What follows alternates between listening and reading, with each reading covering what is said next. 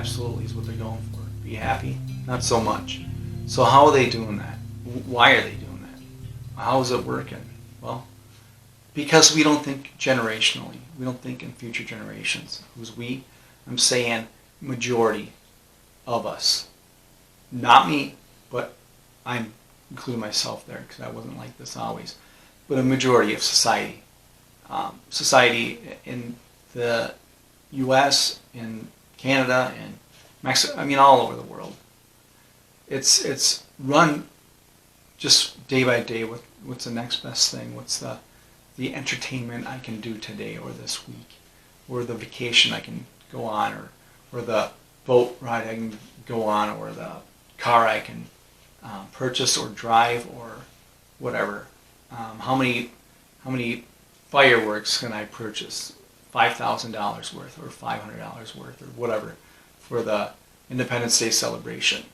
That kind of stuff. I need to go to the casino once every 2 weeks, and then the bar every weekend. That kind of stuff, and it all adds up. So I'm saying this because people think it's all immediate. It's all about the right now. It's all about me. I want.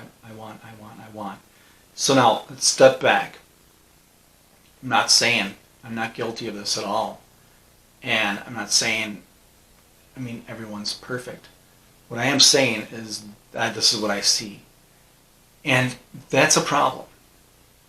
You know the difference between the normal people, most of society, the fraction of a percent of the people that are, the middle class, or the, not even middle class because that's the wrong term to say, because then we're speaking finances, of the normal people, not the elites, not the echelon, not the kings and queens.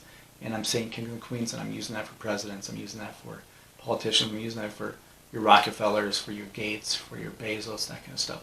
The kings and queens.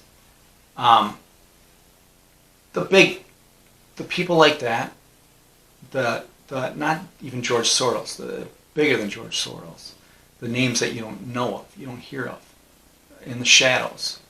Yeah, it sounds like a conspiracy theorist, but a theory, but whatever. You can take it what you will. Their focus, those families' focuses, has always been on the future generations, that kind of stuff. So they're thinking not only 20 years ahead, they're thinking 80, 100 years ahead. So what am I doing today that will make my next generation so much better, so much larger, so much stronger, so much, ready to in their thinking, I'm guessing, ready to take more, ready to build more, ready to enslave more. That's not their terms. This is my terms for what I'm envisioning they're doing and have done. While the normal folk, we'll call it, the 99.99999%, are for the most part living about, well, what's going to be best for me? What am I going to do this weekend? What kind of vacation am I going to go on?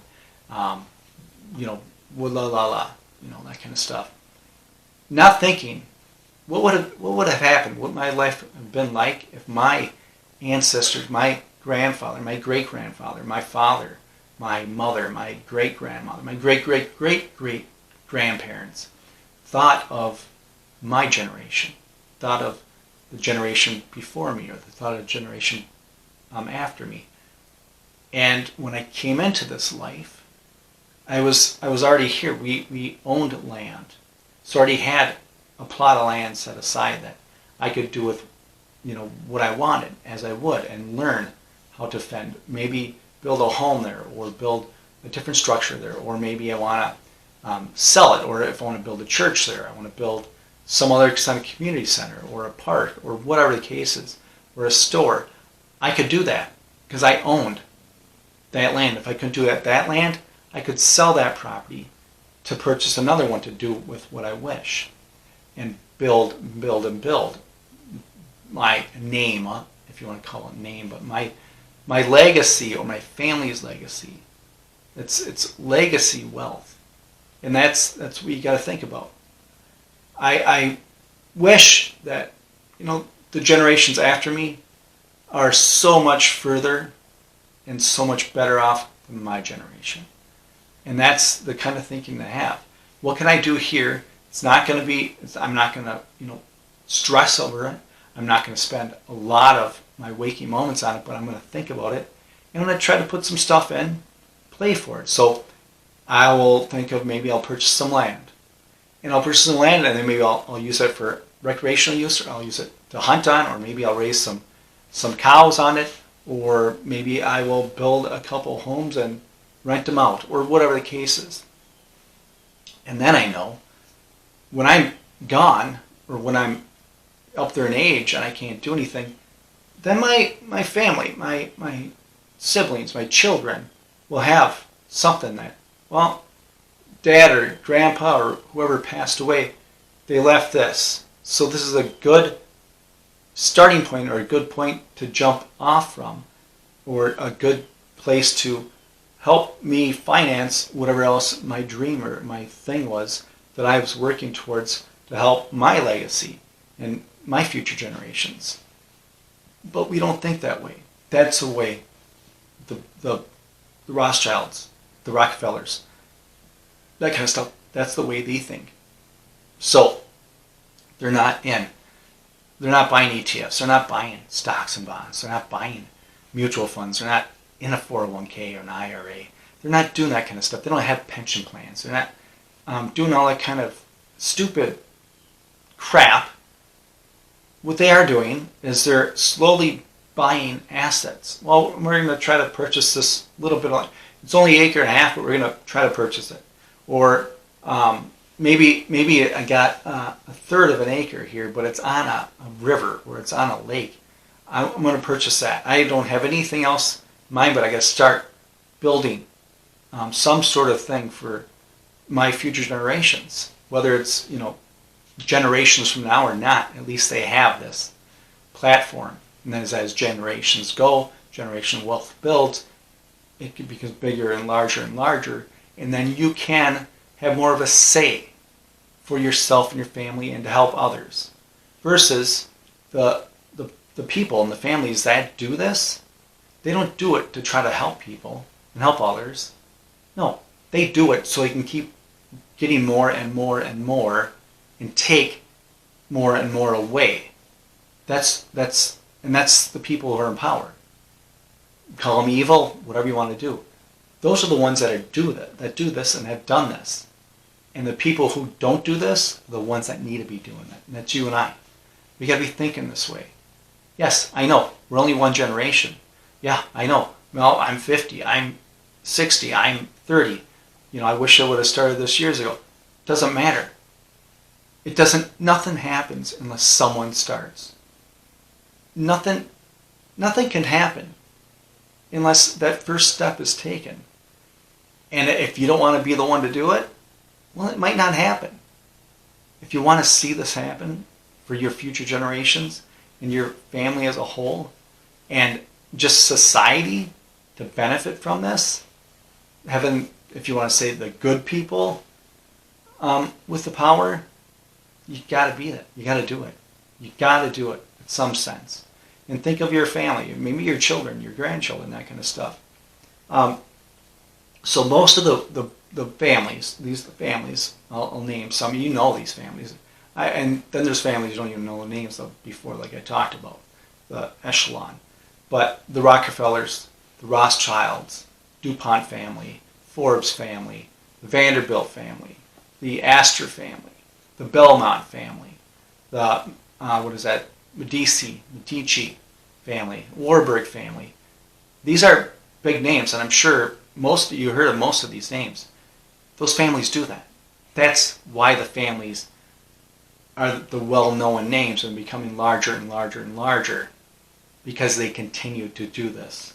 And they don't play in these stupid Ponzi schemes called stocks and bonds and mutual funds and Wall Street and that kind of crap, and go to the casino and hoping they're going to strike it rich, and by the end of the year they've dropped $30,000 there, or $20,000, or maybe it's only $8,000 there, and they couldn't even afford to lose that in a year. But they're hoping for something to change their luck. Well, nothing's going to change your luck. You got to change it yourself. So if you spend $8,000 a year at the casino, or on your coffees, or combined, or the bars, that's $8,000 a year that you could have spent on something that was worthwhile. Gold, silver, maybe land, or land access, or water access, or something. But if you just let it go, it's a waste. And there's no more legacy wealth that's going to happen, if there ever even was one started, any that started. So those families aren't lucky. The Rockefellers, the Rothschilds, DuPont, Forbes, those aren't lucky families.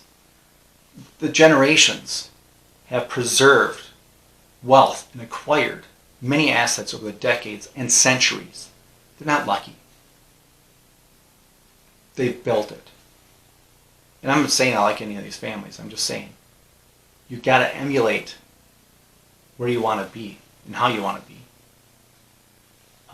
And these families don't hold, like I said, don't hold cash, ETFs, 401ks, IRAs, any other financial products.